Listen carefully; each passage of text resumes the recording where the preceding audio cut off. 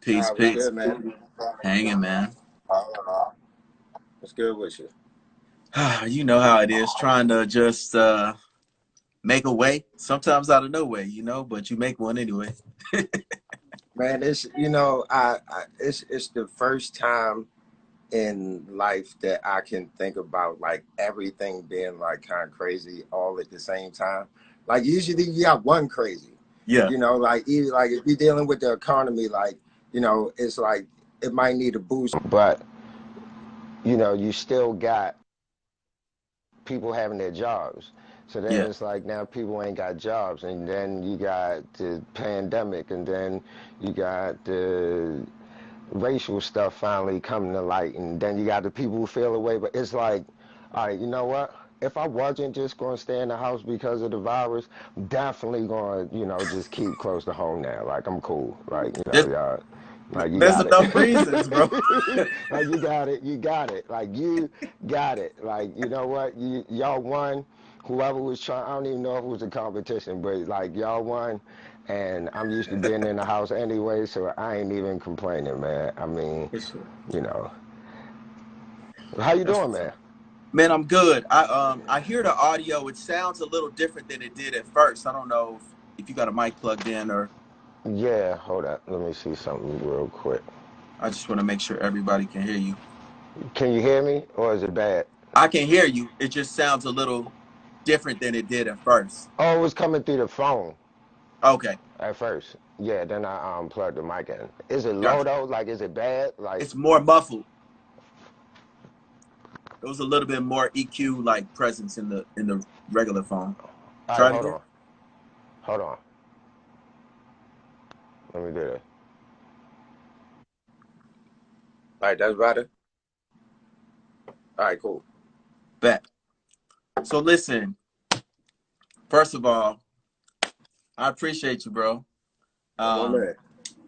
so in terms of influence, there's a lot of influence, but uh, when I used to read the back of the CD inserts and then on the inside and everything to get my knowledge, um, I definitely made sure to read how many people were involved on the creative process. So much respect on that tip. We're going to dive Well, into it for sure. But appreciate that, man. I wanted to start talking by talking about Baltimore, man. I've never been to Baltimore. I'm from Cincinnati. We ain't take trips a lot, growing up. So I wanted to ask you about Baltimore and the musical identity of Baltimore when you were really making that decision that you really wanted to do music. Was it heavily influenced from the DC side, or was it coming from, what I'm saying, Virginia? Like, what was it? Man, all right, so you know, Baltimore has a rich, musical history from, jazz to rock to, it's a little bit of everything. You know what I'm saying? So, I wouldn't say that the music necessarily came from like a sound as much as it did just the environment. You know what I'm saying? And, that mixed with our interpretation of the people that we looked at, which was, like Boys and Men and Jodeci, pretty much. It was like, how do we do both of those things and still be able to put ourselves in it? Yeah. So, it was definitely like what's funny is when we were younger, we used to do like how people had rap battles. Like we would go down to like the Inner Harbor is like a big place here, where everybody goes. They got these pavilions, food, and all kinds of stuff. So we would be down there like having rap battles. Like nobody knew how to sing. Like none of us were going in the studio back then. It wasn't nothing like that going on. So that was like kind of like where we, all honed our skills. Like everybody had their harmony styles and stuff like that. So that's as far as like the influence. It was definitely, it's just Baltimore. Baltimore is its own place, man. Like if you ever get a chance to come here, like you see real fast. I know people have seen The Wire and all of that stuff, and you get a certain look at a piece of Baltimore. But just Baltimore as a place has a uniqueness of its own. That's like you know most things you hear people say is like all you can say is, well, man, that's Baltimore. That's Yeah. just Baltimore. That's just Baltimore. You know, it's no other way you could even like explain what it is for real. Do you feel like growing up in Baltimore, you know what I'm saying? I heard you. It's so funny because I'm in Atlanta, right? And we have a Dru Hills, Yeah, yeah. you know what I'm saying, down here, and then we also have a North Avenue down Mm-hmm. here as well. So it's like, to hear you mention those names, I'm like, man, I wonder what that was like. You know what I'm saying? What it's like. You know what I mean? Do That's you the feel like hood. hood? It's the you know what I'm saying? Like it's the hood. Like I grew up on North in Utah, which is like it's like right. If you continue going up Utah, you run right into Druid Hill Park, which All we named the group after. But what I mean, it's like anybody will tell you, I don't care who you are, whatever. If you grew up in Baltimore, it's like you got a certain hardness to you because you had to be hard. But you don't really understand it until you get to see something else. Like if you have friends in the county, then you got to see the difference between like what was happening when you were at home and like, oh man, what is this for real? It's just, and it wasn't even so much like fighting, like, you know, at least, when I grew up, that was like the crack era for real. You know what I'm saying? Like, we weren't as old as the people that were selling it, but, we were watching what was going on. So it's like, I remember the building I lived in, it's like, man, it might be just like blood on the steps, it'd be like a dead body or something. And it's crazy what you grow accustomed to for real. But it was just, every day, or like you could be coming home and like your friend be like, hey, you want to see your first dead body? Or like, look at the crack needle over there. Yeah, I mean, not crack needle, you know what I mean? Yeah, Crack yeah, pipe yeah. and, needle. But, that's just, it makes you a certain type of person, you know, and as bad as it is, as bad as it was at the time, it's certain things that you end up growing up with that really help you through life.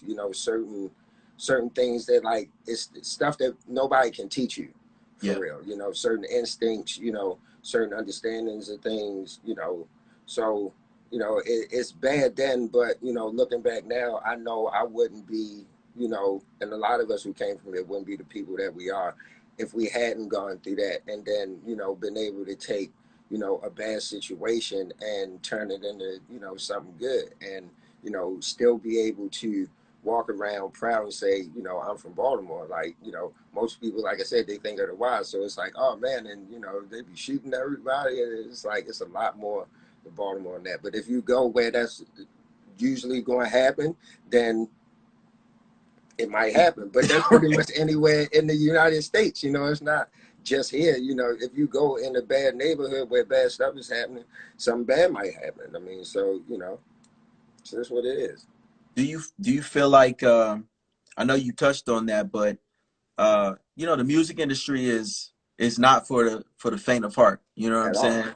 And I wanted to know if you feel like your environment growing up and the reality, you know what I'm saying, that you would experience probably sooner than most helped you navigate some of those music business situations, like, dealing with OGs and that type of situation. You know what I'm saying? Like, were you kind of already prepared for those personal interactions? Well, yeah, I mean, I think that I had a friend of mine from here that had a deal, and so I was going up to New York and like sitting in A&R meetings and being in the studio before we had really become who we were going to become. So I kind of had an idea what it was, Yeah. but I'm gonna tell you like two things I always tell people. The first thing is like I always been like a small dude. Like I'm not like short, whatever. I don't have a short man complex, but it was always this thing like I'm walking into this world and this is like a whole different world from what I'm used to. Like I don't know none of these people or whatever. So, you know, that helps you kind of be a certain way at the least for people to understand like you gotta it's a certain amount of respect. Not like on no crazy stuff, but like you're not just gonna talk to me any type of way, like you're not gonna tell me, just anything, you know, but you ain't got to be an aggressor or like come in like acting like you crazy or nothing like that. But I mean, I always, the other thing that I always say is like, I mean, the music business is like being in the street. Like, it's like, you know, hustling for real. It's like the same type of mechanics and, you know, everything else. So when you have a certain understanding of that, once you see that it's just like happening in the corporate world for real, it definitely helps you a lot then, because people just know that they can't just tell you anything. Like, you know, like I understand what's going on. Like, you know, you doing that and you do, and everybody know now, so it's cool. And can we go ahead and do what we gotta do? Like, you know, it doesn't have to be weird. If you come in this, I think that what happens a lot of times is, and we went through it for a little while, you come in and you're just happy to be here. And Yeah. you want like human beings to be great people and, you know, all of this stuff. And then you learn real quick that, you know, it's like, all right, we out here by ourselves and we got, you know, we got to get it cracking for real. Like you got people around you, but it's a cutthroat business, man. It's like, and that's the saddest thing about it, because most people who do it wouldn't do anything else in the world. But once you get that dose of being in the business, it's for most people completely different from what you think it is when you sitting home imagining like, what if I become famous one day, and what if I get the chance to really be, you know, amongst the stars and everything. It's a crazy thing, man. So, you know, definitely helps to have that edge and, you know, be mentally strong for real. Like that's what most, you spend most of your time with people telling you that your music is terrible, it's never going to work, you're not going to go nowhere, who is this, blah blah blah, whatever. You know what I'm saying? A person going to a regular job, having somebody say that, will probably like be ready to quit after the third day for real. So, you know, and we do this for years and years. Like you hear this stuff for like years and years, whether you hear it directly from people or you hear it, you know, from some, the word of mouth from some meeting. Was like, yeah, I heard you went to so and so, and they said your shit was trash. And you know what I'm saying? You like, this motherfucker was smiling all in my face. This is terrible. Like I didn't sign up for this. What is this? You know what I'm saying? So you gotta know it's gonna be bad for longer than it's gonna be good for real. So, you know, if you could take that, then the rest of it is like whatever. It's like, yeah, I hate them terrible. And then, because you know, the same people that said you were terrible, when they see you, you know, at a show or, you know what I'm saying, whatever, I was just like, man, and you know, but see, they don't know, you know. Man, I always knew you was, I remember that time y'all came to my, and you like, thank you. And then you turn around and you're like, yo, remember when he was terrible. Yeah, like I said, like he was like it's just crazy. I mean, look, that's just for me. Like I'm like, it's almost like 30 years I've been doing this. So I done seen like all kinds of stuff. So it's like you remember, you Yeah. know, how it was, and man, it's like I'm just happy to still, you know. I remember Babyface said something like, all you gotta do is like really outlive all the bad deals. So I'm just happy to still, you know, like be here, still have a love for, you know, what I'm doing or whatever. But it's been this is wow, man. I bet. So That's look, take me to 14, because I saw how you were like, yo, when I was 14, that's when I made a decision that I wanted to be a businessman and a producer, right?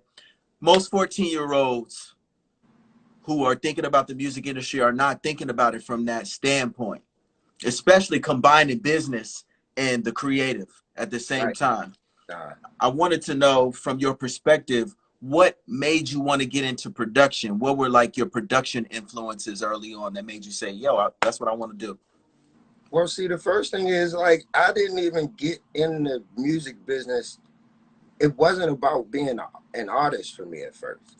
Like that was the thing. Like, you know, I was like old school, like CBS records, you know, like A&R, like the A&R that like went to the studio and sat down with the songwriter and helped the song get done and went in with the artist. And, you know, I wanted to be a record man. So, you know, the thing that happened for sure was like Quincy Jones and, you know, like all of these, you know, type of people. And then, you know, you had Andre Harrell come and, you know what I'm saying, Puffy, you know what I'm saying? So then it was like, oh man, like, then Jodeci came. And see, what happened was, I was like, all right, well, I could be in the group, but I ain't got to sing nothing. And I can make the songs. And the girl's still going, yeah, I want that job right there. So, you know what I'm saying? Like, that was, seeing that was my way of figuring out how to make it in. Because at 14, it was like, well, who am I going to go to and say I want to be an ant and, you know, an A&R? And I've never done it before. You know, I haven't sat in the office and found no records and nothing like that. So, you know, that was the way to, you know, make it in. Dope, dope. I when I was first starting in the music industry, if you will, talent shows were like the shit you used to just be looking out for. Like, oh snap, they got a talent show over whatever high school. You know, they might have their own groups that go to that school. You go over Mm-hmm. there, you know, you compete. That was like the thing, you know, and you hope to be able to get noticed. You know what I'm saying, by somebody you never knew. It could be somebody say, hey man, I got a studio, man. I can come record a couple, Right. you know, it could be whatever. But I was curious because back when I was in the group, we used to have our go-tos that we would always do. Like, you know, if somebody's gonna say, oh, y'all group, go ahead, sing something for me right then. Them records that you're gonna immediately say, okay, guys, we're gonna do this. I was curious because I know y'all did the talent show, you know, circuit. Were there certain songs that y'all used to sing that were kind of like My y'all's? man Bray Veteran here, he's like original member, like from Oh high wow. school, from when the group first started. But nah, man, that we had our go-to. I mean, the thing was, like, at first they wouldn't even let us compete in the talent shows. Like, when we first really went out and tried to like get in talent shows, like I remember one of the first ones we did was like Bethel AME Church here used to have a talent show every year, and we went to audition, and they were like, well, no, we'll just pay y'all to perform. You know, we ain't even going to let y'all. You know, so we always ran into that kind of thing. But no, man, I mean, you had like, of course, you know, it's so hard. There you go, right there, Oh yeah, John. Brave. John. You know what I'm saying? You had End of the Road. You know what I'm saying? You had It's So Hard to Say Goodbye to Yesterday. I Yeah. remember we all lost our voices once trying to get ready for a talent show, trying to learn Silk Freak Me. You know, Oh, okay. that was time trying to all try to sing up in the highest register that any of us could, you know, do before your head pop off. Like, that was crazy, you know what I'm saying? And then, you know, you had your Jodeci, there you go. See he's I'm right still there waiting. with me. Look, You had Brave. your Jodeci songs, and you know what I'm saying? That's when we put the boots on, and it ain't stop at once you put the black boots on, man, it's a wrap. You better, once you put the black boots on, it's a wrap. You're never coming back. Like, you are going to be in the music business if you gotta kill somebody. Come on, man, because you knew exactly what I was saying, yo. Once you put them black boots on, it's no turning back. You are fully committed to being a star. Oh shoot. Going back So to the true. Giulianos. Going back to the Giuliano boots, they came in black, they had them in white, they had them in green. Oh man, those are I'm serious, man. Once you see, like, when you're younger and you coming up in the group, I'm gonna show you how it was. It was like, once you put the boots on, it's a wrap. When you get famous, is once you put the black leather on. Oh shoot. Once you put the black leather on, you can't never leave. You just in it for you just in it forever. So it's just certain things it's certain staples to your rise up, and you know what's going on. And it's definitely all around denim, black boots, and leather. I'm Boom. trying to tell you, like, you see it all the time. Like, every time an artist has like a good persona or whatever, you know what I'm saying. The first thing even when they getting older, or they want a little bit of edgy going on, all they do, first thing they do is put on they get a leather motorcycle jacket or something. You know what I'm saying? It's like some leather pants, and then. He said, once you put the black boots on, you're in. You're in, man. You're locked in. You're locked in. So let me ask you then. It seems like your role in the group, you could identify what your role was going to be going in.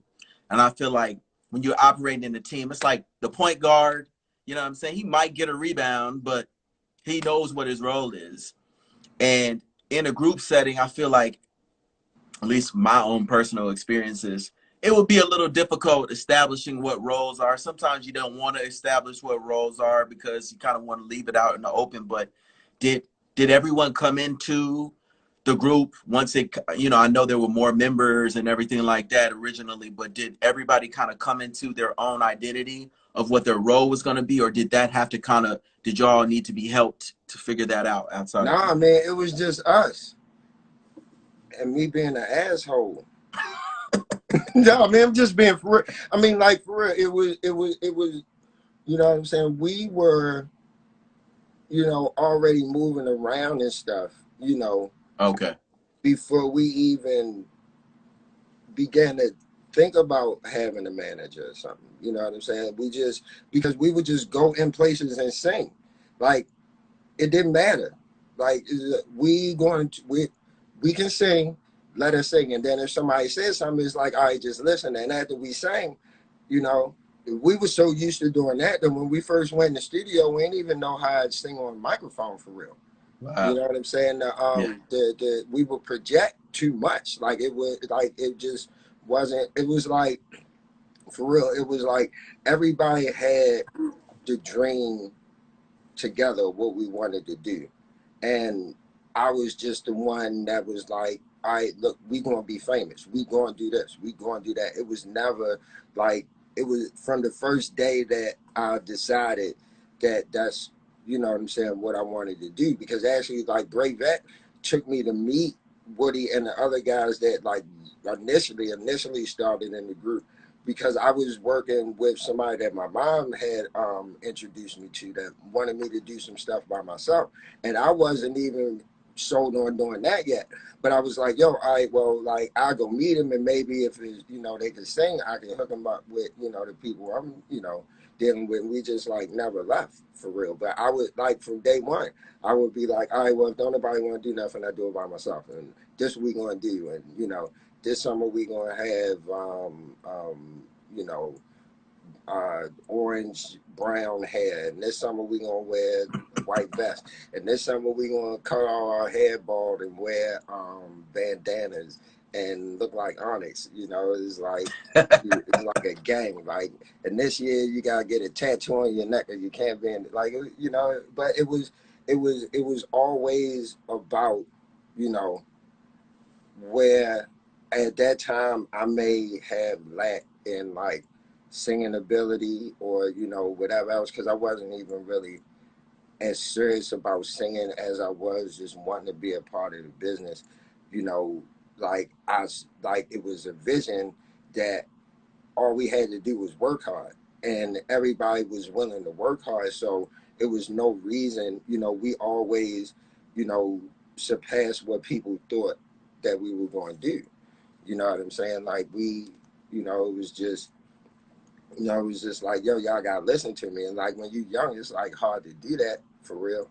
You know what I'm saying? Don't nobody want to listen to their peers for real, especially like if you sitting right next to them all the time.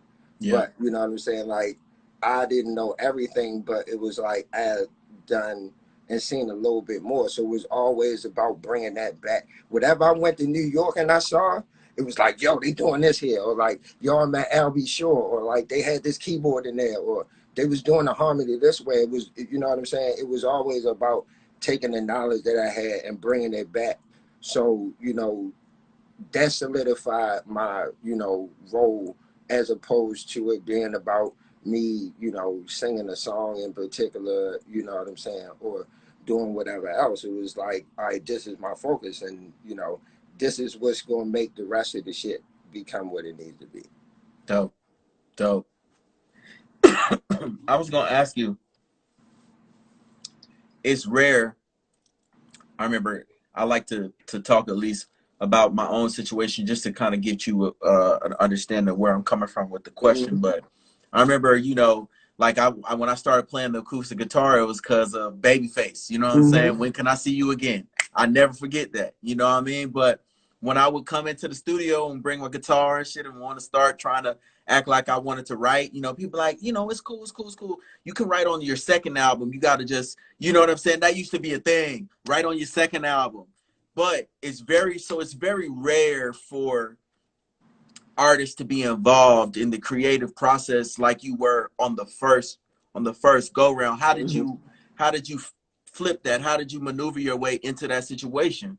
Man, that, I mean, I would honestly have to say that that was definitely, a team effort between, us. And so, like, when we did our deal, right? Lord have mercy. This when the music business get terrible. So when we did our deal, right? So we did it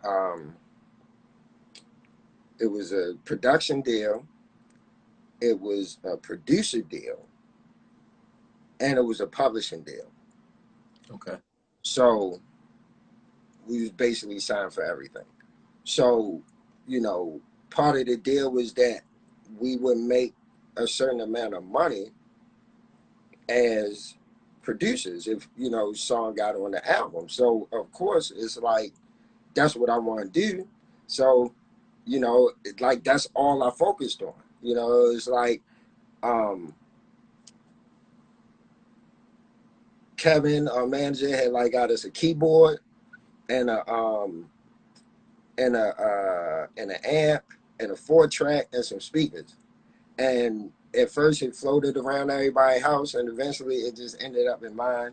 And I ended up buying it or whatever. But it was like, because that's what I wanted to do, I went to whatever lengths I had to make it happen. So it's like I had one buddy that lived way out in Virginia, and I would go out to his house because I could go out there and just work. And then sometimes me and Woody would go out there. We would work with people here. So when the problem that we always had was that we had these mature voices, but nobody knew what to do with them.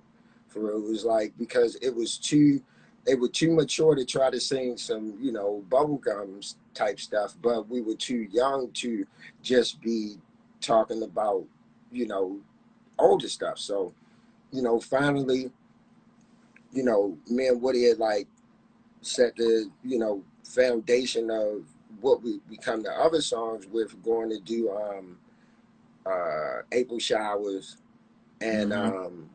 I think we done like All Alone, and people that we were signed to at the time came to my mother's house and like they heard those records, and that was kind of like the foundation of okay, cool. Now I could kind of see what this can be. So it was really the production company giving us the freedom to be able to create, and then them going in and fighting for the songs to be on the album. Gotcha. So, it was, definitely, I tell people all the time, like, you know, when artists come in and they want to write their stuff, I'm like, that's like a privilege around here for real. That's not like because people want to make sure that the music is going to do something and they don't know. You know what I'm saying? It's not even that you don't know what you're doing. It's like, I tell people in production, I'm like, you don't know a hit record. You don't know what a hit record sounds like until you make one. You know what I'm saying? And then at least you got a blueprint of, okay, well, if I did this, then I know this is going to work. And then you learn this and you learn that, whatever else. So, this, yeah, that's, Okay, so let me piggyback off of that. So within the first two albums, y'all worked with, Daryl Simmons, who I think, obviously music people know Daryl Simmons, but when people think about records, you know what I'm saying? Daryl Simmons, like for a very long time. Daryl Simmons, Babyface, Diane Warren, David Foster, like when it comes to that type of influence you got around you as somebody who I already know, I'm looking at you, I'm like, oh yeah, you know what I'm saying? You pick up when you in the room, you picking up info. So being in the studio with that caliber people in your formative early on parts of like the industry, what are some takeaways that you might have learned from, as becoming a record man and becoming a song craftsman from being able to be in close proximity with Babyface and those types of folks? Man, I tell you, one of the biggest things I learned was, I'm gonna tell you a few of them, but one of the biggest things I learned, man, was that it's about, you have to produce the record. And a lot of people don't understand what that is. That's not, I made the beat and then you put your song on it and now we're gonna go mix it. For real. It's like, I made this skeleton that contains enough music for us to create this song. And then I'm gonna go back and I'm gonna produce the record after we got the song down. Which means that, because, you may do something sonically that changes the way the chord felt or something. And I got, you don't get locked into it, and it's like, from David Foster. I remember when I went in the studio with Jimmy Jam and Terry Lewis, man. And just to watch them, when I was working with Trey Songz, and just to watch them, watch this song be crafted from just the piano to what it finally became, and knowing that that was the process. And that was the process that I saw over and over again before I even became a producer. You know what I'm saying? Getting to work with, Don Moore was in the studio while we were doing Beauty.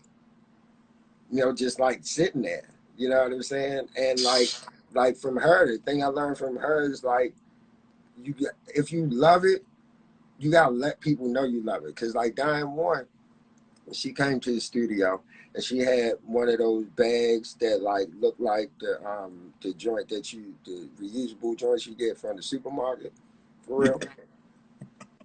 And it was full of DAT tapes and cassette tapes. Wow. And it's like, she gonna come in your session and she is not leaving until you got a record, because she got a record for you. And she got enough of them to play that you gonna find like 2 or 3 for real. But then, it was like going to her house and watching her start from just sitting there playing the piano and thinking of like all these iconic songs. And then another thing I learned from her is that like, you just never know what somebody has done for real. So like, you may look at somebody's career, like a lot of people, like they don't know all the music that I did, but it was something that I never really like pushed. And I say that because one time I was sitting in the studio with her and I asked her what the first song was that she ever produced. And she was like, what the first song I ever produced was? I'm like, what? And she was like, Rhythm of the Night. Smash. I mean, like, and I'm like, hold up, that was like my favorite song in the world. Like, you wrote that song? Like, what do you mean? Like, you did that song? Like, what are you talking about? Like, it was so you just never know, it's like, it's and you make music. So, it's like, we writing stuff for ourselves first, whether it's like getting something off of you, whether it's like you see something that inspires you or whatever. So when you meet people that you admire, and it's like, you don't really even realize how long you've been connected to them for real. You don't know how much, they've like influenced your life. And then to have them sitting there with you when you're doing like one of the biggest records that you ever wrote, for real, it's like, and it's like cool. Like, it wasn't no industry stuff. It wasn't she was sitting there trying to explain how the pop charts work, and trying to explain how, right before We're Not Making Love came out, when 5 Steps was out, 5 Steps was, indicating on the pop, so I'm like, it was like a real thing, like with David Foster, like after, working with him and, being able to produce a song with him and like seeing him, and it's like, man, those vocals were like amazing, man, like, knowing that you like a part of that process and somebody entrusted you, with that. I'd only met David Foster like one other time, and that was like way in the beginning. You know what I'm saying? Like way, like, he wouldn't even know who I was like that, for real. And like, I got to go to his house and it was like, see all the plaques from, the Bodyguard, all this, stuff, all the stuff, Chicago, Michael Jackson, you know what I'm saying? Like, it's if you smart, it humbles you. But it also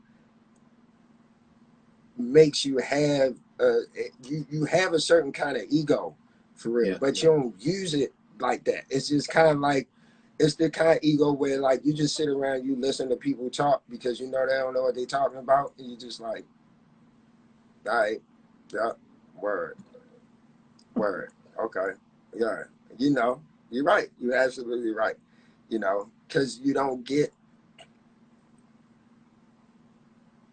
You know, I know I'm blessed that I got access that like you don't get. Nah, yeah, Like it's no, you know what I'm saying? Like it's no amount of money you could pay somebody. You know, I don't even know the position, you know, it was, you know, other than it was just hard work. Like I never, like I just started sleeping for real probably when the damn pandemic started for real. Just because it was like, all right, well, if I ain't got no reason to like run myself into the ground for real, I might just want to like not run myself into the ground for real. But you know, you gotta. It's like a itch. It's like I don't make music all the time, but I'm always thinking about it, or I'm writing a song in my head, or I'm putting a song in my voice notes, or you know what I'm saying, humming something, or you know what I'm saying, whatever it is. But you know, when you see people at that level always still be hungry, you know, no matter like you know at the point when you meet them, they've done all this incredible stuff, but they in there with you, hype about being with you. You know what I'm saying? Loving the group, loving everything that's going on, and coming like it's not like we called. You know what I'm saying? Like baby, I remember we were at the Soul Train Awards. I think it was when Babyface came to us and said, "I want to make a song with you." He ain't tell it was, and we sitting there like, "Yo, baby, that's hard work." You know what I'm saying?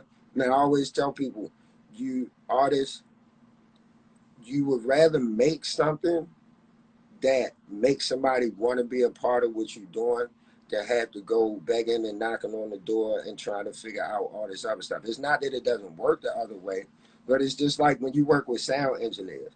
You know the difference between the engineer that's there because he's getting paid and the engineer that's there because like halfway through the song he was like, oh man, and you know them ideas start going on, they start pulling out them little boxes they don't usually use and all that other stuff, and it's like, no, plug your guitar up to this, wait till you hear this, you know, because they become invested into it. You know what I'm saying? So like that's the music you want to make. Those, you know, that's how you get around those people for it. You can pay all the money in the world, but you know, a lot of times you won't get that knowledge along with it. You just get a session with somebody for real. Like you don't get a chance to, you know, be like, hey, well, just like tell me something that's going, you know, make it better for real, or you know what I'm saying, help me understand a little bit more.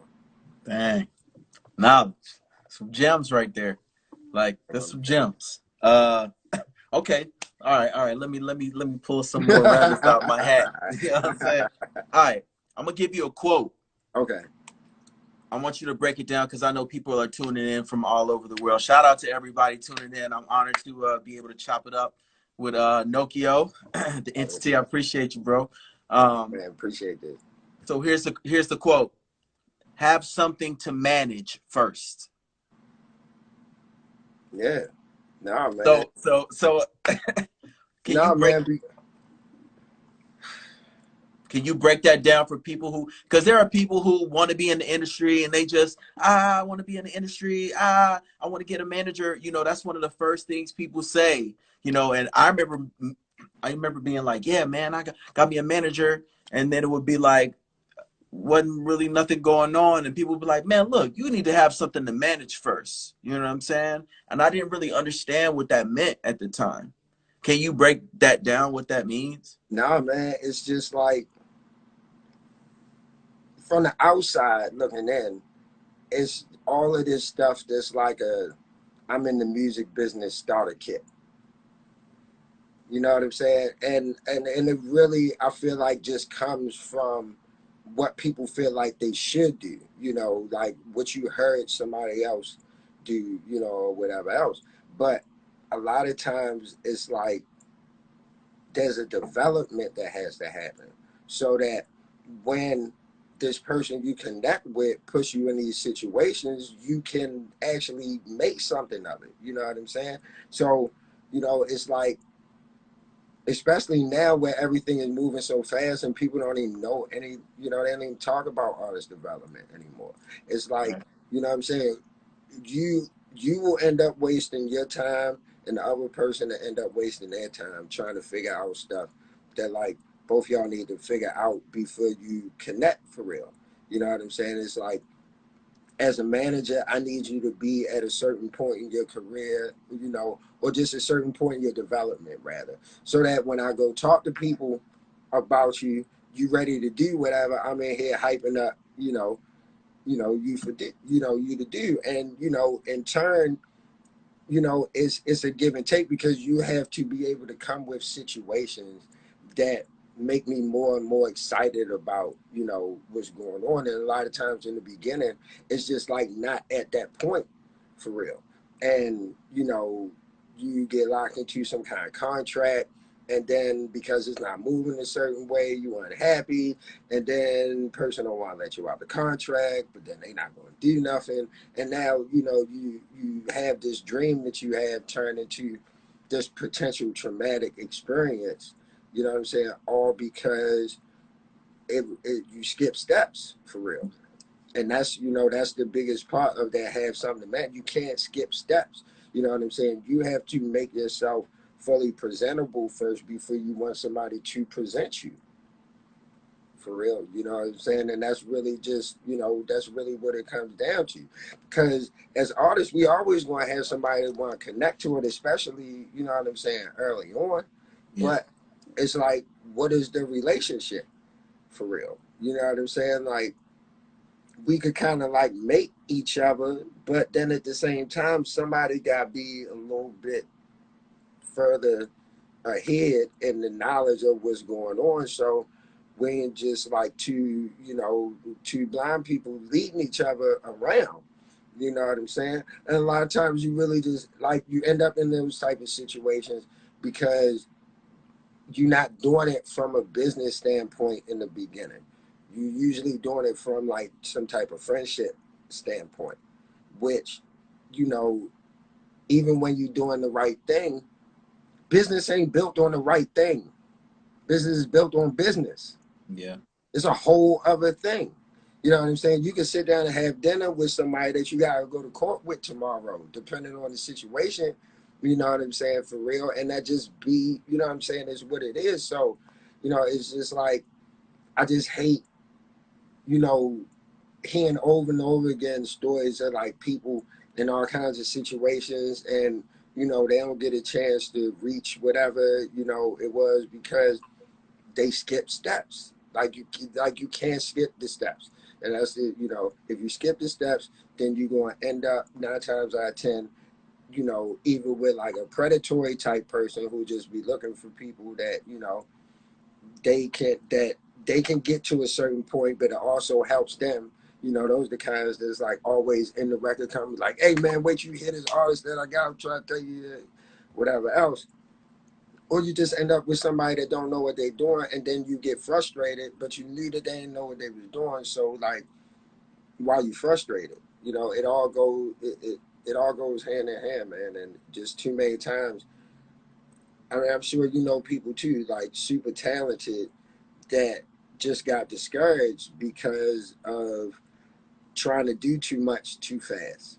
You know what I'm saying? Because somebody hyped them up, or because you got all these people telling you, oh, you sing just like this person and you do this just like that person.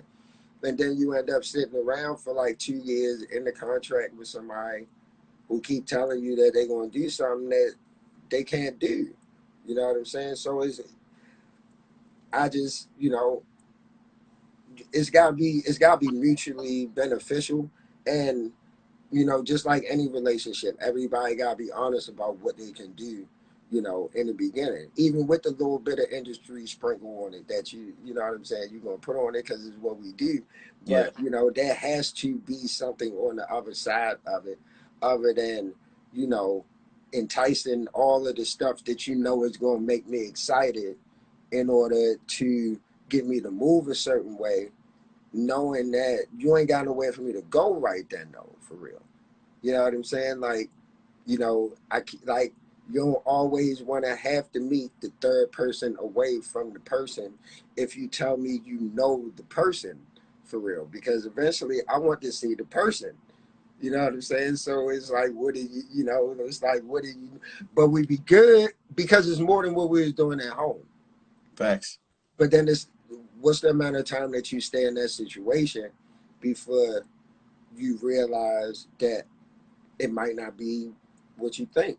You know what I'm saying? And you know, that's not always the case, but you know, a lot of times now it's like you see it online all the time, you know, like this person, a manager, this person do that. You ask them who they work with, and then they might not even know who you know for real. So then you sitting there looking at them like, word, word, you did that? Oh, yo, that's dope. That's dope. Yeah, it's so stupid, man. It's That's ridiculous. crazy. It's facts though. Like, I mean, part of the reason why I like to do this is because if there would have been something where I could have got game, you know what I mean? Knowing how I was, I would have been tuned in, writing notes, everything, you know.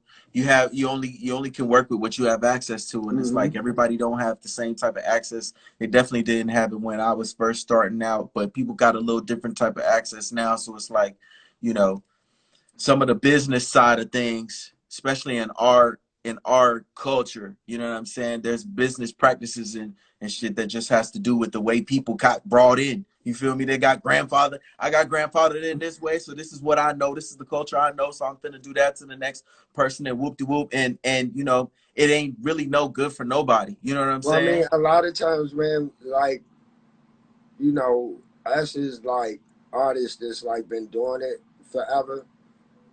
You know what I'm saying? Like everybody isn't, I guess, just like as cool with just sitting down and like talking to artists that's coming up. You know what I'm saying? Like, or whether it's like mentoring, you know, kids or you know whatever it is, just it doesn't have to be that hard. But see, like a lot of times, um, people don't understand that like your legacy isn't just about you and what you did. It's about what you did with and for other people and how that helps you carry on. You know what I'm saying? It's like, you know, I saw my man Jimi Kendrix on here earlier, you know, big time producer and worked with everybody in the world. And, you know, I met him when I was working at Def Jam with him and his brothers. And, you know, we're in the studio one day and I'm like asking him like, what's the one thing that's keeping you from really being able to do what you need to do right now? And he was like, we ain't got a drum machine. And I had like 3 drum machines, like still in a box. And it was just like, yo, take one. And, you know, we had lost contact, you know, for a little while. I'm moving around. I moved to LA. Next thing you know, I pick up, you know, Jay-Z album. I did it my way, produced by Jimi Kendrix. Like, you know, and you know, in between that, doing, you know, all these records like Murder Inc. and you know, just a lot of, you know, stuff, man. So you got to be willing to just share what you know, man. Like, I mean, same thing with money. You can't do nothing with it when you're gone for real. If it's like sitting in your head for real, you know. I mean, I think that if anything, it's just making sure that you give it to the right people. You know what I'm Yeah. saying? And you know, loyalty, and not like that weird like Donald Trump loyalty, but I mean just like the simple loyalty of like, you know, if I do something for you that like impacts your life, then I ain't even saying when it's supposed to be. I ain't even saying that it ever has to be, but I should never feel like I can't like come to you if you're working for real, you know, doing a project or something. Or I shouldn't feel like I know you this long and you ain't never like hit me up and say, I see what you doing over here and you ain't never hit me up like, oh, yo, I'm working with so and so, just fall through. I mean, like people get real weird. They get like amnesia, you know what I'm saying? But, you know, like I'm happy to say that like, you know, everybody, even if like time goes past, you know, we had kids, start families, stop doing music, you know, for a little while. Like everybody that, you know, I was ever there for to help, whether it was just sitting in the office and letting people come through or making records, whatever it is, I don't feel like it was all in vain for real. And I mean, like, it'd be like a lot of people, but I'm one of the people that like everything that I ever did with most artists was like stuff that happened outside of the industry. So it was something that started as just like a regular conversation that grew into, like a friendship slash like little brother, big brother, and like you don't really get that a lot in the music business because like everybody is like looking for something from you. But I found that like the reason why is that most people are like acting all the time. So if you just come in here being yourself for real and just let people know, good, bad, and different, like this is what you're gonna get, you know, in the long run, people respect you more. You know what I'm saying? It's a road less traveled when you ain't trying to be a part of all the shit that everybody be doing for real. But, in the end, I used to say when I was younger, I would always rather leave out of this whether I'm doing it till I die or not. And people, when my kids, talk about me or like if my name come up, it's like, man, like I respect your father for real. Like your father really, like that's all that really matter. Like, all the rest of the stuff and what people be thinking and doing, whatever, it's like going back to when we first started, that's just started talking. That's part of what it is. People gonna talk crazy about you, stuff gonna happen, but you know, it's about when people respect you in this business and you work hard, that bypass a lot of bullshit that you end up having to pay for. Facts. I want to ask you before Instagram cuts me off because I have a few more questions. I wanted to see if we could do a little bit of a part two, if you don't Okay. mind. Yeah. All right, cool. I didn't want to be in the middle of something and then Instagram be like, yeah. No, man, it's all good. No, man, this is cool. I appreciate, because people know, like, unless I'm on my page talking how I talk for real, like, I don't really do a lot of stuff unless I feel like, basically, you got to know somebody I know. Yeah. So, us having a mutual friend and, hey, Shout man, out to Madeline. you know what I'm Hey. saying? Like us, you know what I'm saying? Having somebody like that, like it's easy. So I feel like, hey, Cole, like I feel like we just having a conversation. You know what Yeah. I'm saying? Like it's not like an interview. We like doing nothing like that. And I feel like that's like you ain't gotta be nothing when who you are, man. Like that's the number one thing for like any artist out there. You know what I'm saying? And that's not nothing against people who, because sometimes you gotta have a persona that's different from whatever else. But like my picture of being in this forever has always been like the old rock stars when it's like they get to a certain age and it's like white t-shirt and my favorite jeans and these boots that I've been wearing since 75. And I just saw a gazillion records. And I'm just coming up. I just happen to be here with my guitar in front of these 100,000 people and I'm gonna just sing a little song real quick. And it's like, you know what I'm saying? Yeah. It's that's the thing. When you create timeless music, something that touches people forever, it's like that's all you want in the end is people to respect the fact that like that's all you wanted to do. Want nothing phony about it. I just wanted to give you something that I felt first and hope that it connected with other people. All right. So come right back. Yeah, no doubt. I'm just gonna reset these minutes All real right, quick. cool. All right, All cool. right, yo. All right. Yo. Yes, sir. Let me ask you about tour life. Okay. I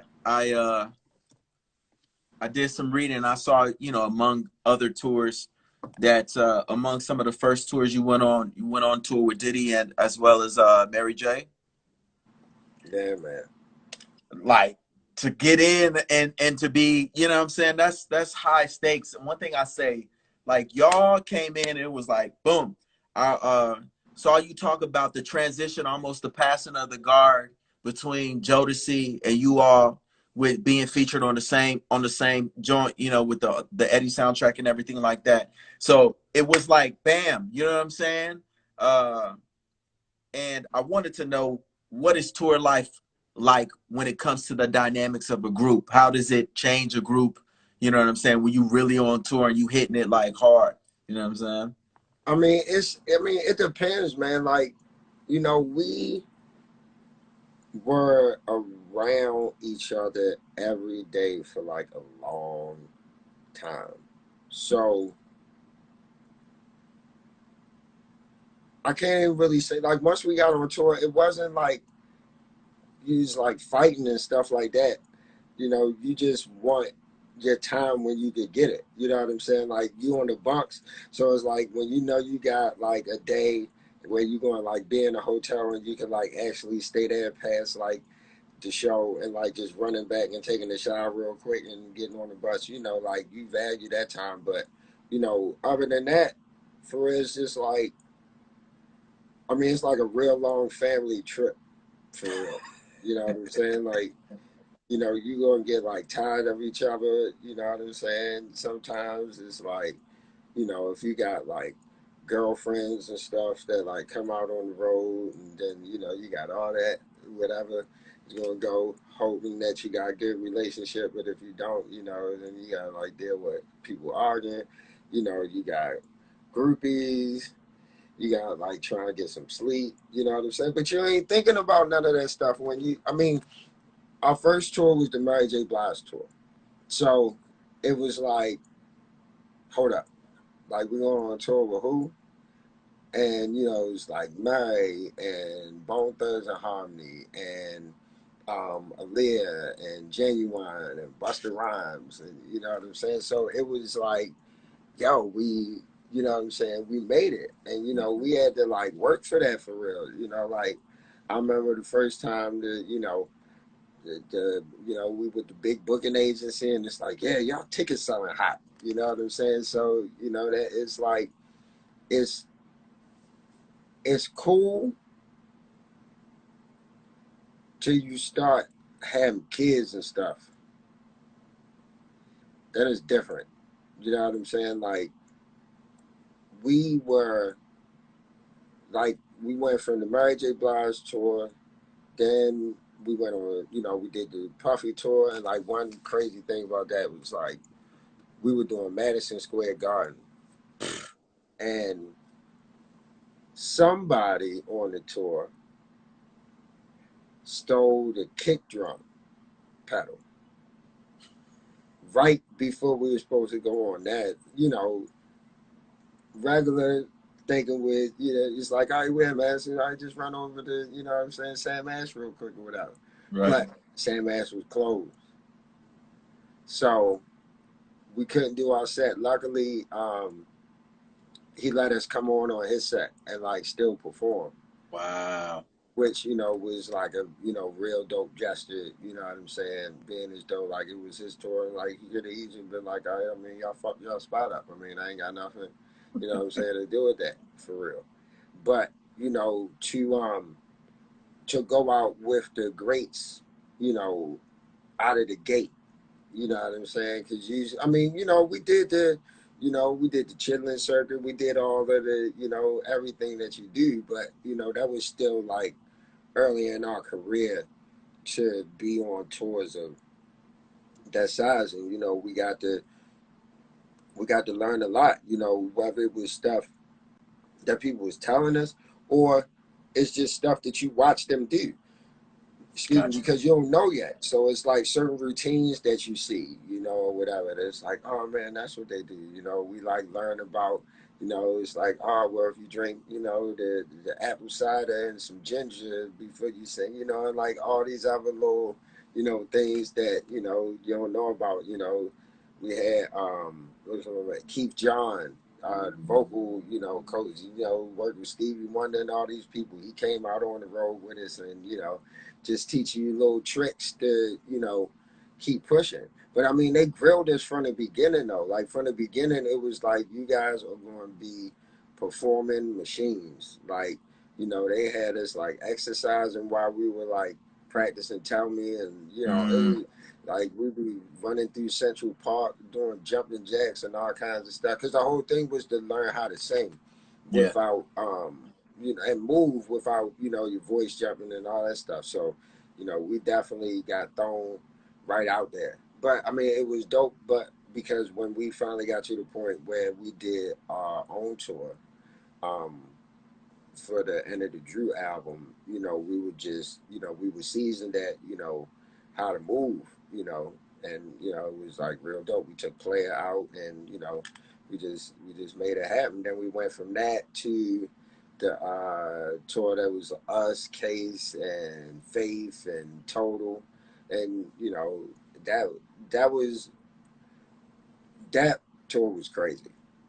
Like that tour was definitely like, I'm glad that like social media did not exist back then, because like I would have never made a page ever. Like it was just four pages of me floating out there, 25 fake pages, and that would have been it. Like nah, man, that last tour was crazy, Wow. crazy, crazy, crazy.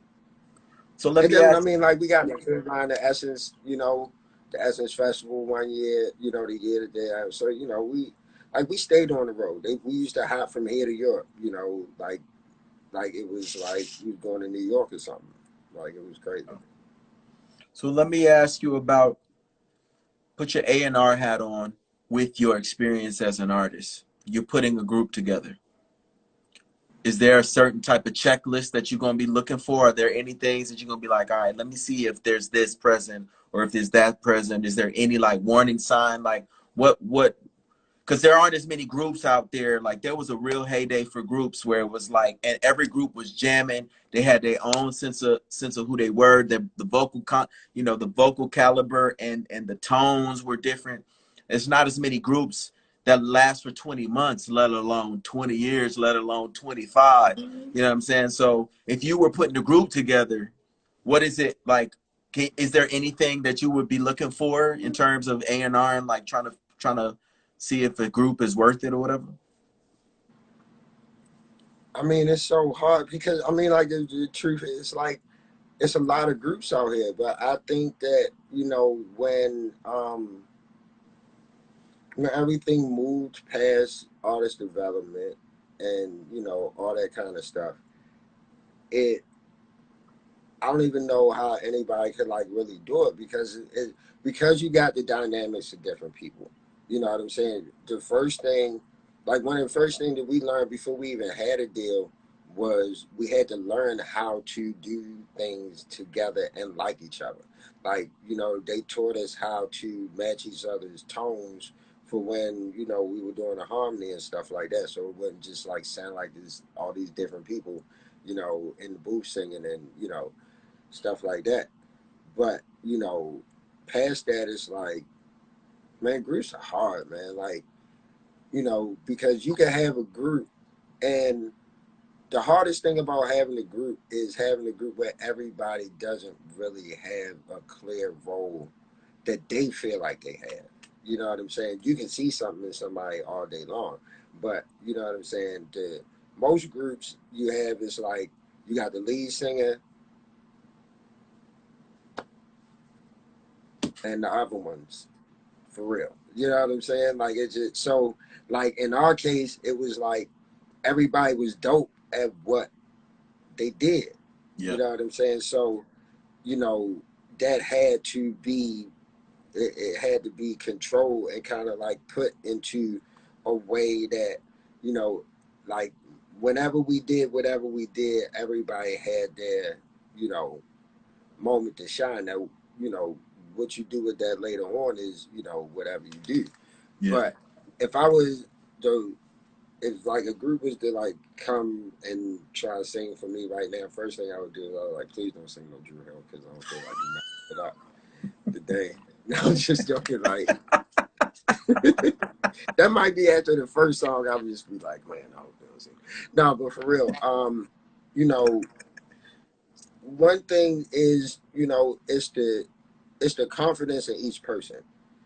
You know what I'm saying? That's definitely like the first thing. It's like, you know, does this person feel like they belong here? Do they feel like they just, you know, along for the ride?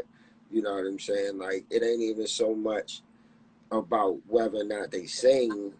lead or whatever it is, because it's like I ain't sing lead and ain't nobody know I was like doing the records for real. But it's like, I wanted to be in the studio, I wanted to be around the business and what was going on.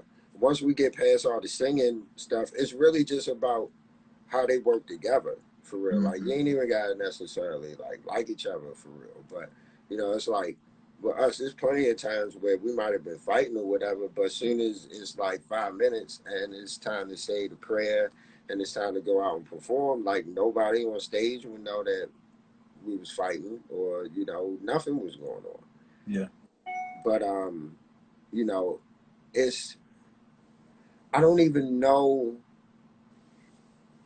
what would happen with a group right now just going into a label cold for real.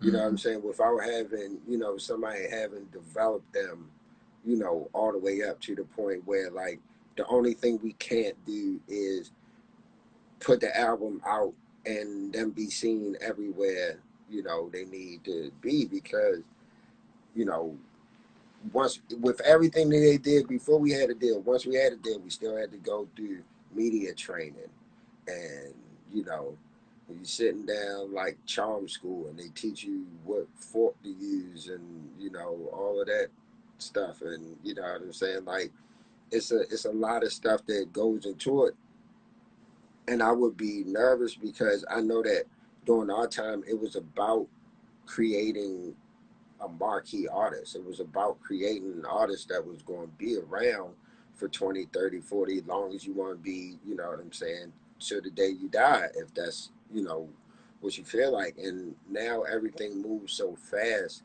that, you know, I don't know if the time, I don't know if it still exists to have, somebody sit up and say, all right, well, you know, this going to be like 2 albums before we really, make it pop for real.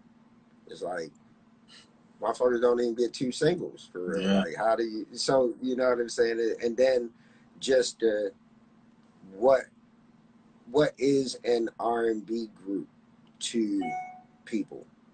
Because you know, people can say, how much they love R&B and how I don't get the respect, whatever it is. But there's a lot of R&B out there that, you know what I'm saying, people not necessarily like passing around or saying, listen to this, whatever else. So, you got that to deal with.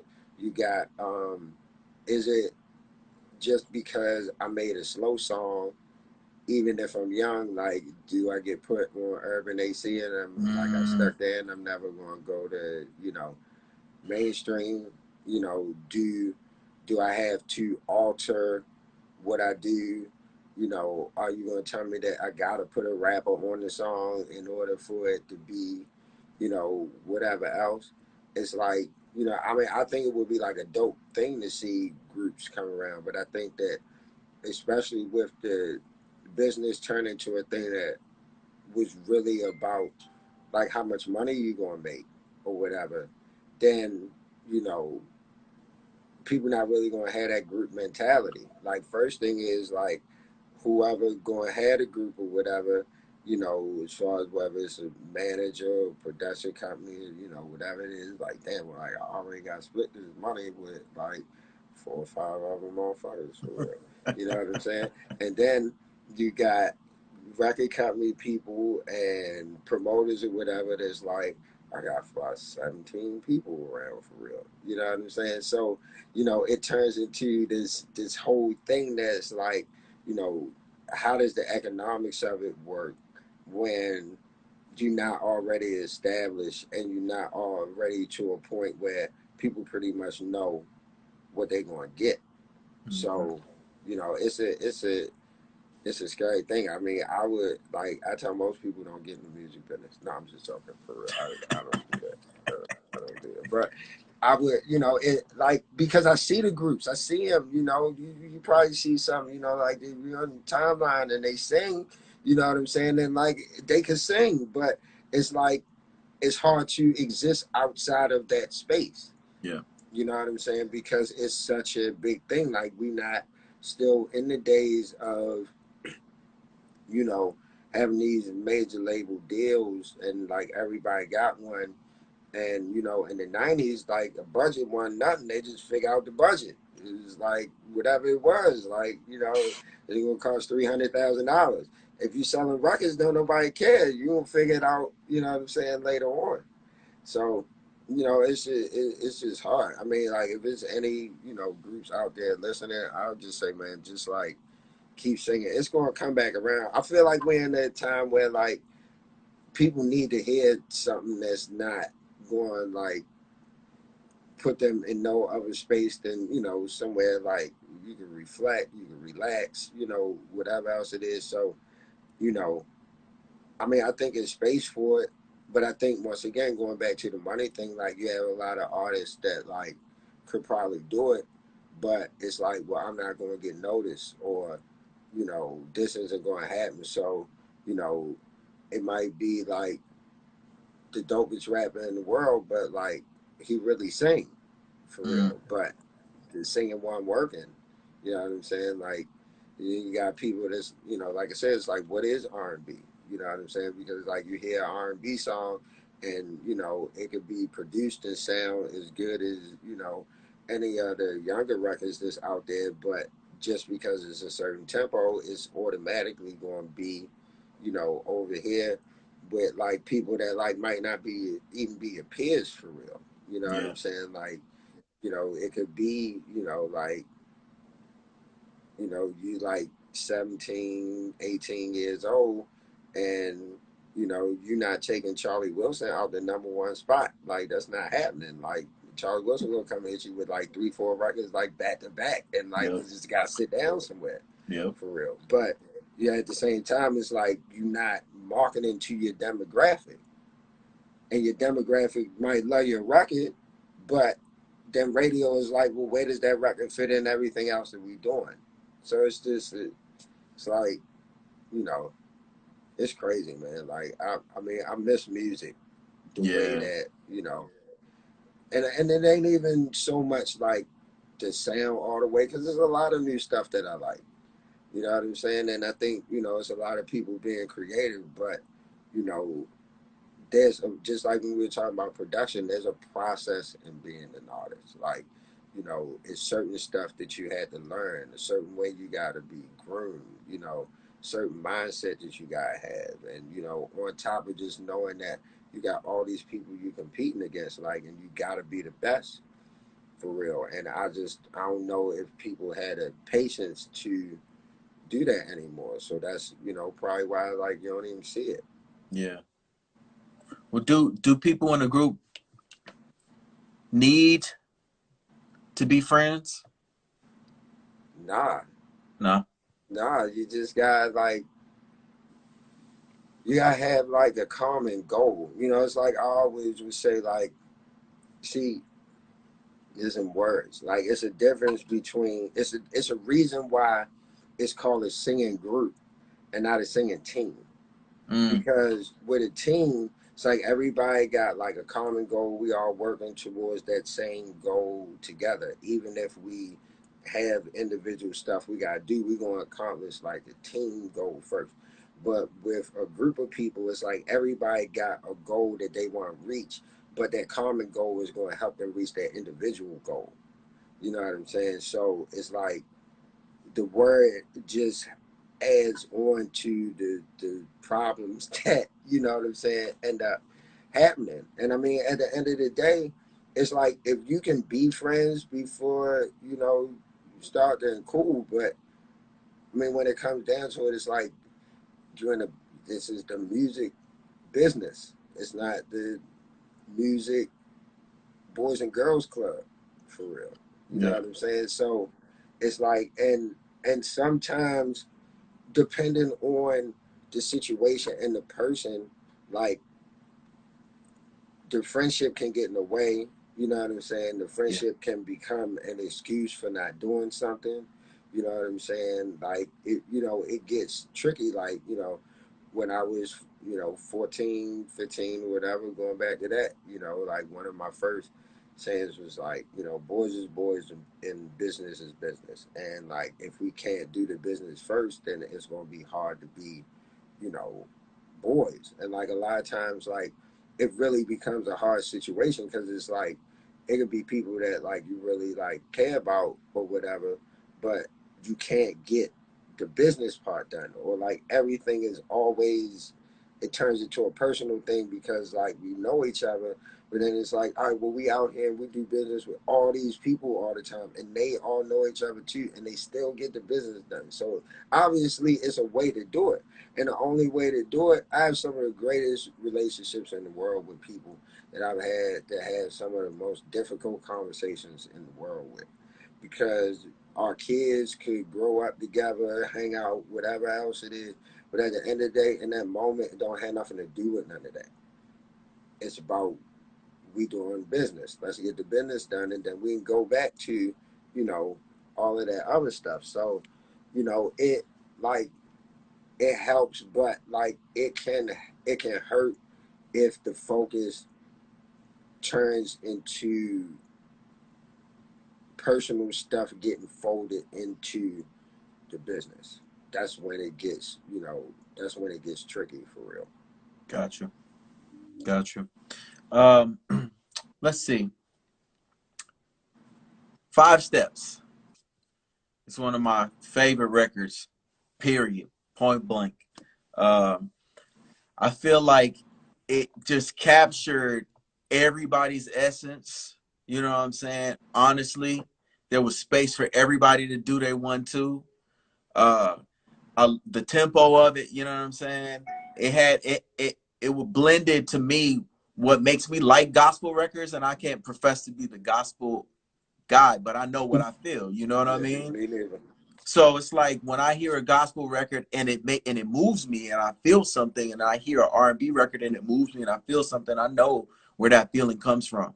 That's one of the few records that I felt the same way, you know what I'm saying, that I would off of anything. So there was definitely like a spiritual connection with the record, the lyrics, you know what I'm saying, the lyrical context, you know. So the writing was on point. I wanted to know how that song, you know, came about since you were a part of the creation of it. Well, my my girlfriend at the time, um, she used to keep this book of just like stuff she would write, thoughts, you know, whatever. So I'm telling her one day, I'm like, I could take whatever it is that you got and I could turn it into a song. And she, you know what I'm saying, thought I was joking for real. So it was like, nah. And, you know, I just like, that's what happened. And then, you know, Woody came, you know, with the first verse and, you know, the melody. And then, you know, I started building the track around that. And then Cisco and Jazz came with, you know, arrangements and everything. And it was just like, you know, it was like, yeah, I mean, like you know, I was definitely, you know, the great orchestrator on that one. But see, I was so back then. I was so into like wanting like my girl to like I wanted to come in the music business with her, and us, you know, already be, you know, like I'm like a basketball player coming into the NBA, and I'm with the, you know, so you know that was kind of like the reason for that. Like, you know, no matter what happens, like you'll always be like a part of this shit because Yeah. like you was there, you know, from the beginning. So, you know, yeah, I mean, I remember the first time we ever really sang it, we were, I was sitting at the piano and I started playing it. And, you know, we all kind of just like looked at each other and it was like, all right, this one of them records. I mean, I wish I still, and it's probably somewhere like the original, the first track that I did to that song sounded like it could have been like at the end of Star Wars or something, man. It was like all these, like this big orchestration, all these strings and all this stuff, man. It was crazy, but that was like my first lesson. And um, sometimes they tell you you gotta produced the record with somebody else, and that is the only way that it's really going to get on the album. And you just gotta be like, I remember I was mad, like I was highly upset. I probably cursed. I probably threw some shit, and I remember Stanley Brown telling me like, Nokio, this is the thing you gotta remember. Excuse me. He was like, nobody ever heard the other version of the record. Right. So if people love what you got, it's like, why be mad? Like, I mean, I still got the same credit, or like it wasn't like somebody got more credit from me, or you know what I'm saying? Like my I lost my publishing, to somebody or whatever. But it just was the fact that like I knew how long I sat in the room at my mother's house making that.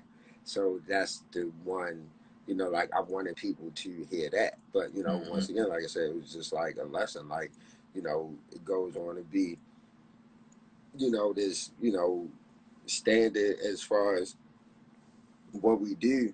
So, you know, like nobody would understand listening to the record why that record made me, want to be like, fuck this whole shit for real. But that's just, that was the feeling. I just, cause I ain't know, like, I didn't get like refined until like last year. No, I'm just talking.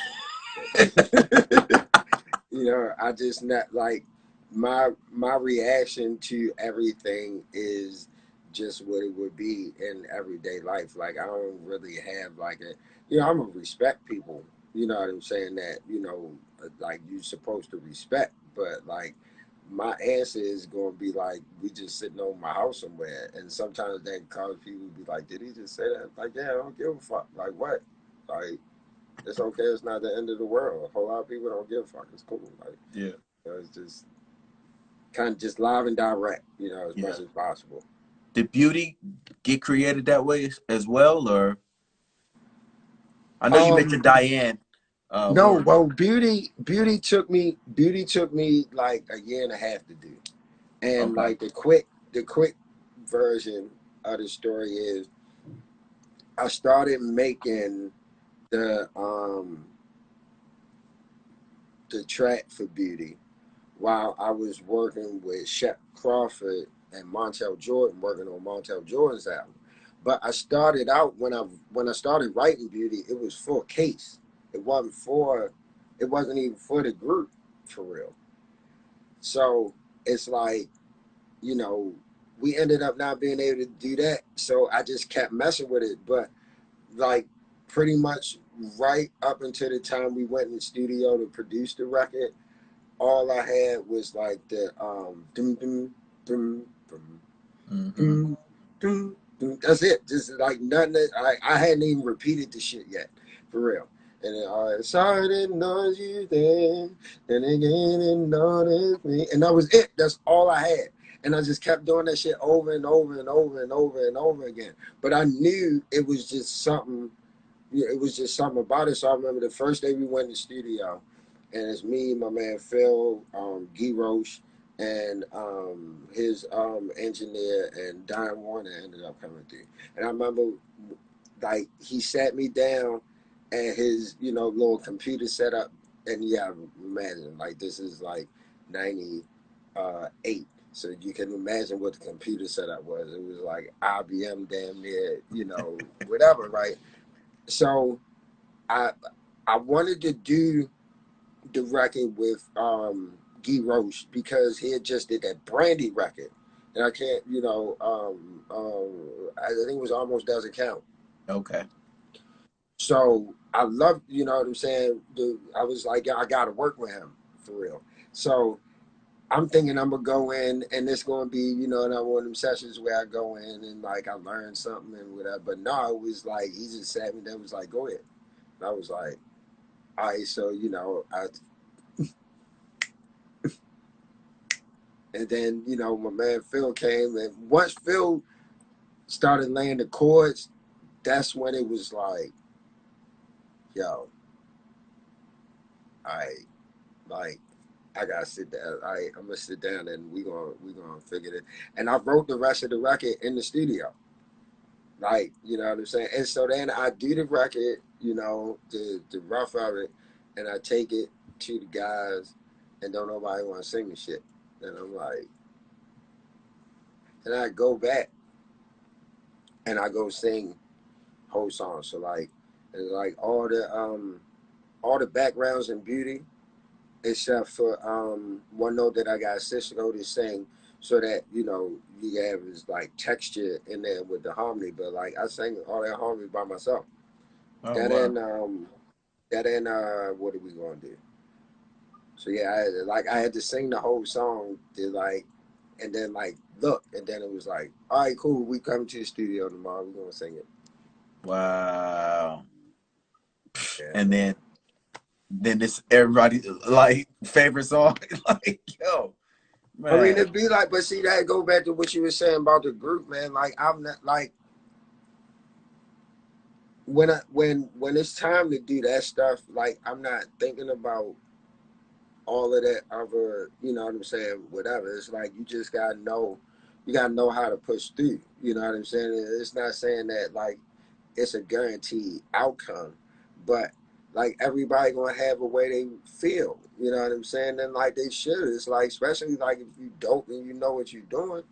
You know what I'm saying? So you know it just make you have to push a little harder. It's like the way that we did that whole album. You know, it was just challenging each other to go make a better record than the record that you know we had just made. So, you know, sometimes it's just like that. You know, it's like it'll be like, yeah, whatever. Like, all right, cool, and then it's done, and you know, all the whatever else get made from it, and then it's like, shit, I probably fucked up on that one, didn't it? Like, yeah, no, it's cool. We still, you know, it ain't going nowhere. That's just how it is, man. So as a producer and as a record man working behind the scenes, compare the feelings of having a record that you've worked on do well as in the artistic realm as opposed Mm-hmm. to being the behind the scenes, because like the discography like is very expansive, which you know some people just find their bag or their lane and they just rock with that. But like what you want, bro, that's a jam. You know what I'm saying? So to work with DMX and to work with an Eve and to work with the Foxy and to work with a Trey and A&R Trey and you know what is more gratifying has been more gratifying to you? Man, that's a hard one, man. But if I had to say, I mean, I love being an artist. I love every record, you know, pretty much that we done. I love being on tour. But I would have to say that getting a chance to do what I got in the business to do has been, you know, short of like, I mean, you know, nothing is going to be better than or greater than like meeting Nelson Mandela and, you know, stuff like that. But a lot of times, what happened, that's not to negate that. I'm just saying that, like, a lot of times you don't always get to achieve what your dream really was. Like, you can get a chance to be famous, successful, you know, whatever it is.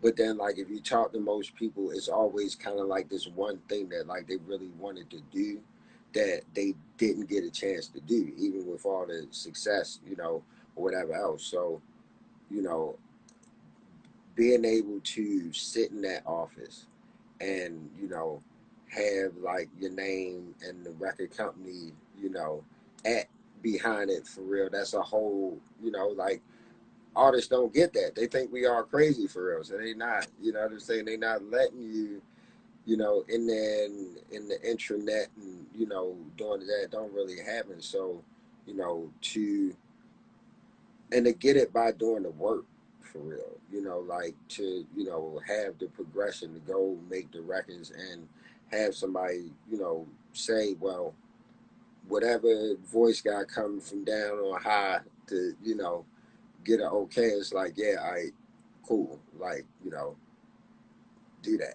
So, you know, but all of it is, you know, I mean, it's like, what can you say? Like, you Yeah. know, it's a lot of people who didn't get to have that career, and a lot of people who, you know, were like just as dope or, you know, doper. But the biggest thing that people don't understand is like this business don't be having nothing to do with any of the stuff that you think it's about for real once you get in it. You know what I'm saying? You think it's about being talented, and then you see firsthand how is somebody who might not be as talented, but they get like a different push. And then at first you don't understand how the business is, but once you get in that office and you get to see how it works, it's like you understand that like it's a business for real. You know what I'm saying? You really get to see how many talented, I mean, like crazy talent records, you know, whatever, but it ain't nothing you can do with them. Or, you know, at the time the market is oversaturated with that kind of artist or whatever. And, you know, it ain't really no other, you know, situation. Or you get an artist that's dope and, you know, you let them go write their stuff, and then it ain't as good as the other stuff, and then the record company lose interest because they not doing, you know, the stuff that they heard at first. There's just so many twists and turns and, you know, everything else, man. But, you know, like I'm just getting used to and probably thinking more like an artist now than I did when I first got in the business. You know, it was strictly like I'm a sing so I could go do whatever. And then I think like one of the first times that I was like home for like a long time, and I had these records in my head, and then I realized nobody was showing up to sing the records for real. So, Mm, you know, I really had to learn how to start doing it myself, and that wasn't until probably 10, 11 years after I first started that I really started taking like singing seriously and was like, oh man, I gotta go in, I gotta sing all these parts by myself. like, all You know, right. like it was usually by default. Like when I, you know, when I did it with Beauty or What Are We Gonna Do, which was like originally Montel Jordan's record, like it was because I had to. Mm-hmm. So it because I had this rule, like if I had to be in the booth longer than 15 minutes, I didn't want to sing none of that shit. For real. Like it just wasn't that just wasn't my thing. So, Mm-hmm. you know, getting to the point of, you know, being comfortable doing that. I think it was like when I went and I started doing music with my rock band, that's what really gave me whatever it is that I needed to start being able to go on stage every night and sing like that's what I did as opposed to that's something that like I had to do. Gotcha. So I'm I want to give you the floor as we wrap up. You know what I'm saying? I appreciate you No, making I time. appreciate this. You know what I'm saying? It's always enlightening from my perspective, and I know people are always hitting me up after the fact, like, "Yo, he was, man, I appreciate that," or whatever. So, um, I wanted to kind of leave everybody that's watching with what to be expecting next. I know I've seen, the stories about a biopic and a book and everything else, but on the music side of things, as it relates to you specifically, I mean, I heard the record, heard the apology record.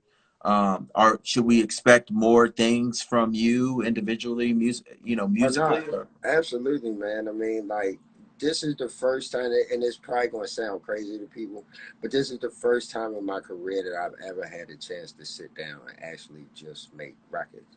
Or, if, and I say in my career because the last time I was able to ever work like this was when I was a teenager, sitting in my mother's house, for real. So, you know, it's, you know, do all of this stuff, and, you know, that like we were just talking about, and being able to like find your voice for real, and you know, like okay, well, like I don't have to do it like this. I don't have to do it like that person. Like it's all just like human emotion. So I'm gonna just put whatever that emotion is, you know, into the record and hope that people connect with it. And you know, it's been crazy because like I have people, you know, saying stuff to me about the record. And I'm like, y'all know this like the first R&B record that I did, and I've been doing this shit damn near 30 years for real. Like, you know, like I never.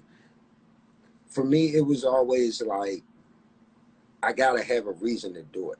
You know, Mm-hmm. like it's like I'm in an R&B group, so why the fuck I want to just go make R&B records for it? I never made. That's why I always did hip hop or I did rock. Or I did everything in the world I could do except make an R&B record. And I just happened to be sitting here at the beginning of the whole pandemic, and people were just coming to me like, you know what you need to do? You need to make some of that shit. And I'm like, we talking about? It's like, no, like all that other stuff is like, no, you need to make some of that. So, you know, like I sat here for probably like 3 weeks, and like I had to find that place again for real. You know what I'm saying? Like, you know, I don't had the same feelings and emotions that I did when I was a teenager and, you know, in my younger 20s or whatever. But, you know, like I said, when people look to you for stuff for real, and you realize that like no matter what situation you may be in this business, the only reason why you still afloat in some way, or you know, as far as like being able to go on the road and you know millions of people still like streaming your music is because it was something that you gave them. I just felt like, you know, it had been like, honestly, it had been like 20 years since I had produced an R&B record for real. I did every other kind of music you could think of where I just Wow. wouldn't touch it. So, you know, that like, that was like, that shout out to the people for real. That was really, really, I mean, I'm talking about like people I know, people I don't know, like inboxing me, like, can you make a record? Like, just like something, like, we need to hear that, you know, whatever. And I was already in the groove, so it was like when the pandemic hit, it was like, all right, cool. Either I can sit here and be sad and upset like everybody else that I keep talking to, or I could just like take this time to figure it out for real and just get back to that foundation of, you know, all I used to do is make records all day long. That's all I did. I might walk outside 2, 3 times a day. I go to the store or whatever. But other than that, I was sitting in front of the keyboard all day, all night long. My mother was yelling at me, if you don't turn that shit off or play a different goddamn song, I'm like, it's not done yet.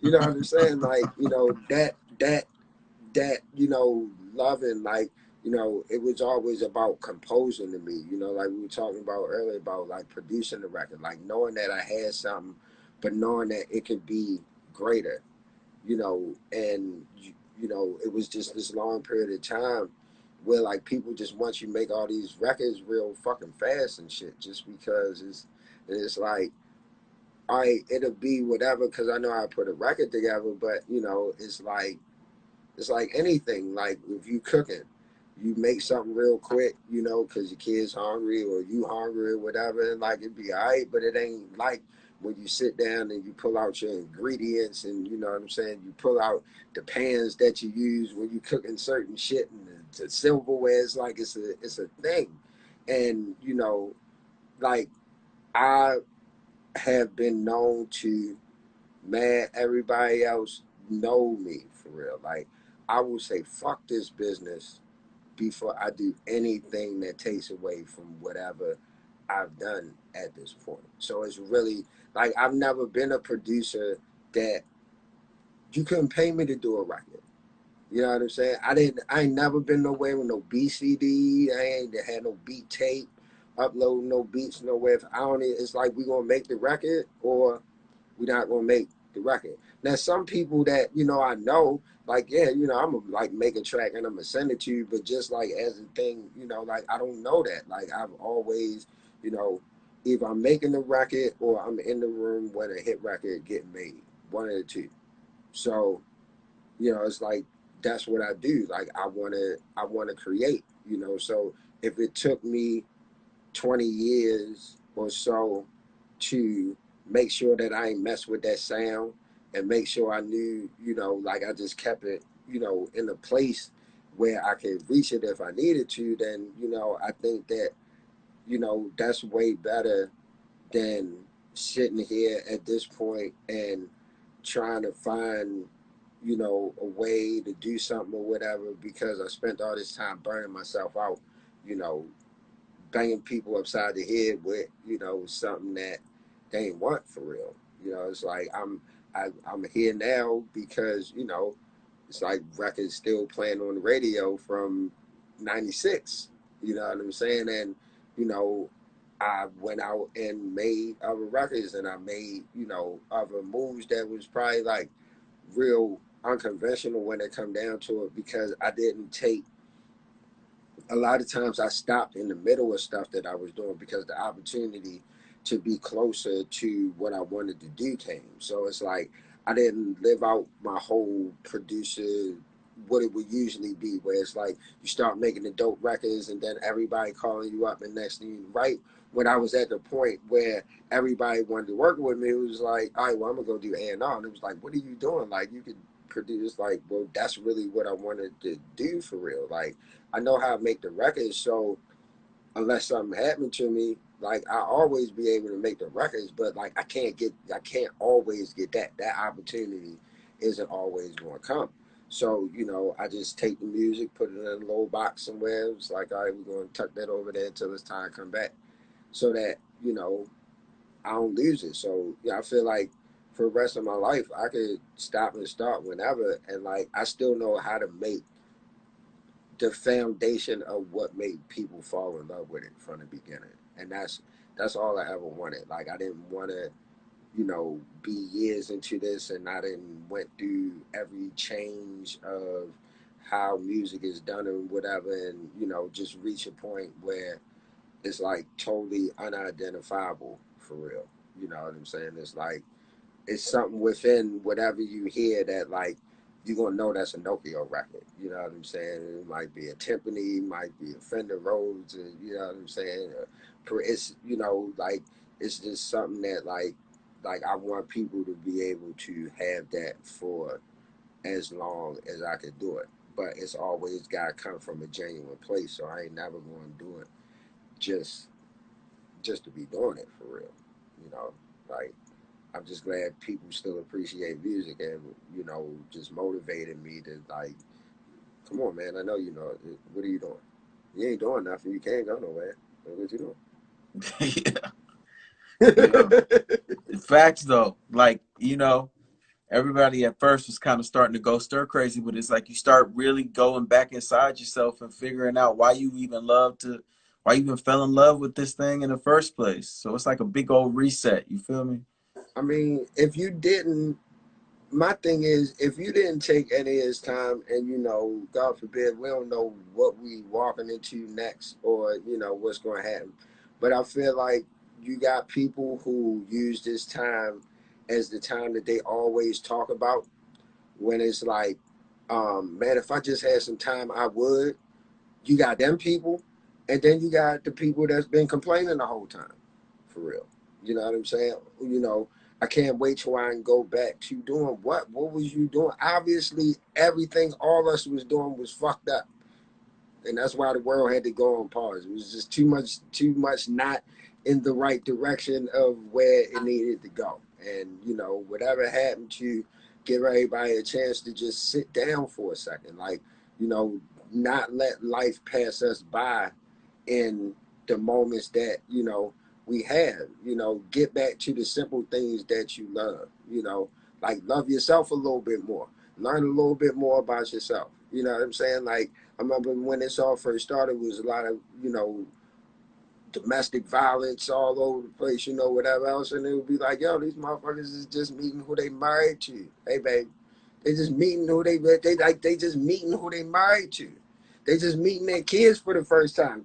Parents been had meetings with the teachers and school board, whoever, forever. And they just finding out that the kids bad as the motherfuckers been saying the whole time. You know what I'm saying? Like it was a whole lot that happened in the last, just about 90 days, and a whole lot of realizations. And like the thing that scares me the most is people that think that life is going to go back to what it was. Like we can force it right now, and you can run back out and go right back to what you was doing right before. But it's not like if your mindset didn't change, it's a problem. If you didn't realize what was important for real during this time, it's a problem. Because what you gonna do with the next thing, for real? Because the next time they ain't letting us out the house, for real. They gotta do that again. We gonna get what China and all them other places got. We gonna bring you the food. You sit your ass down. Like, you know what I'm saying? America, it's like we have been lucky not to have to deal with nothing. You know what I'm saying? When you travel the world, you go to like all these places. It's like they hear the alarm go off. Everybody going to a bomb shelter.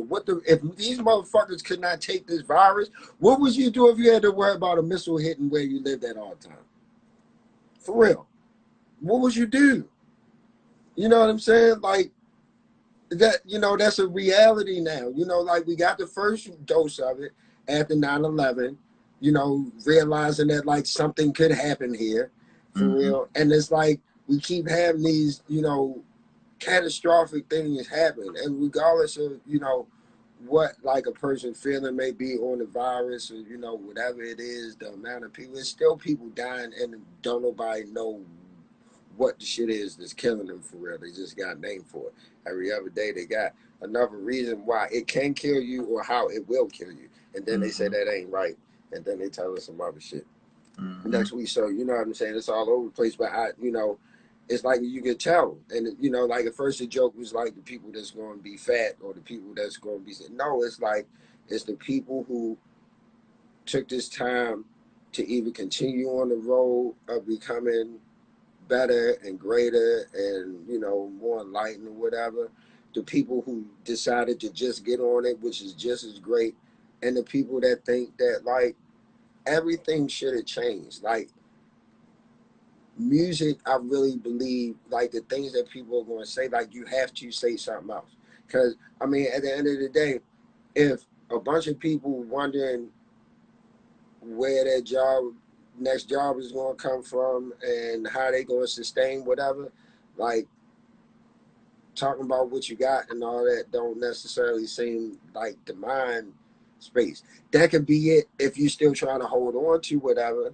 But, if we trying to like raise the vibration of everything for like everybody, you got to put in what you want back. You know what I mean? Like that's, if you look at the night when we was talking about loving and shit all day long, like shit was crazy, but it wasn't this crazy.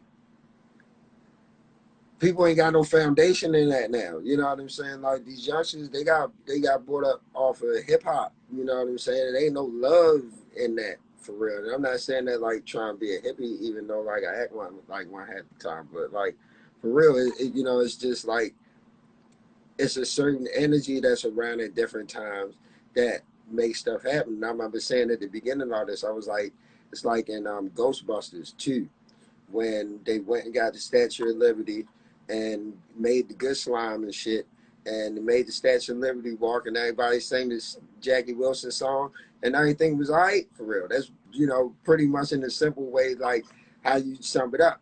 You might not get the exact outcome, but everybody just deciding to be in a better place gives you more of a chance to just be in a better place. Like, especially if you don't know how to get there yourself.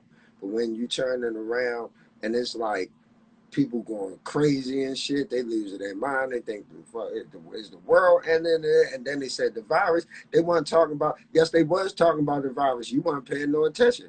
Oh, no. Yeah, you got to read under the headlines sometimes. They always talk about everything. Oh, man. But now they made it. Who cares? Like, what are you doing for you?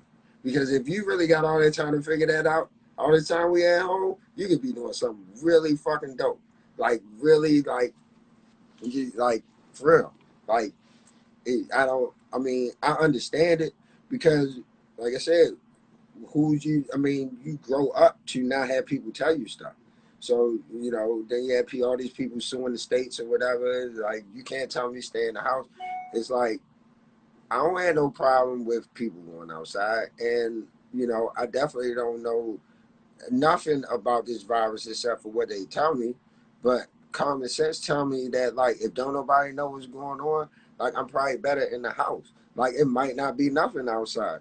Or the mist might be coming and shit, for real. Who knows, for real? I mean, they showed us the fucking spaceship. They might fucking around and tell us that the aliens bought it. Don't nobody know at this point, for real. No, like nobody knows. And I think that's what's like leading people to be kind of like all over the place. Like, I don't want to be in the house, but I am kind of scared. And then when you mix that up in the flu statistics and people like, well, you don't act like that about the flu. Like, they know what the fuck the flu is, though. We still don't necessarily know it. It's just so many things, man. So many things. I just, you know, like, I hope that, you know, I just hope that people took this time, you know, that we had and we're still, you know, and still having for real, to just like reflect for a minute and say, you know, like, if there's anything in the world that I ever wanted to do, like, and it ain't gotta be like a business, because everybody ain't, you know, built to be an entrepreneur and all that for real. That's not, you know, that's a lifestyle for real. You gotta be dedicated to. But everybody can do something to just be a better person for real, you know, have more understanding, like, you know, seek first to understand and then to be understood, you know, figure out something that's going, you know, make you better, or, you know, help somebody that's like next to you, because at the end of the day, that's like all we got for real. When, you know, you ain't got nobody leading you for real, you ain't got nobody telling you what to do. Like, we all have to be at 100%, and you can only do that if you taking time for yourself, and, you know, doing things that you need to do to be there. Nobody else is going to make you that. Nobody else can really help you get there. Man, listen, Nokio, I appreciate you taking the time again. I already said that, but I would be remiss if I didn't say it again. No, man, I appreciate you having me, man. Appreciate the influence, and man, I've been listening to nothing but y'all's work, you know what I'm saying? So I'm gonna probably go right back to it, man. Many Appreciate blessings that, to man. you. And You too, man. you know, I'm gonna upload this and everything, pick some gems out there and post it, man. So Cool, once man. again, Yes, sir. much love. Appreciate it to Madeline for hooking us up. And Absolutely. yeah, man. Stay safe out there. Oh, man, you too, man. All right, bro. Yes, sir.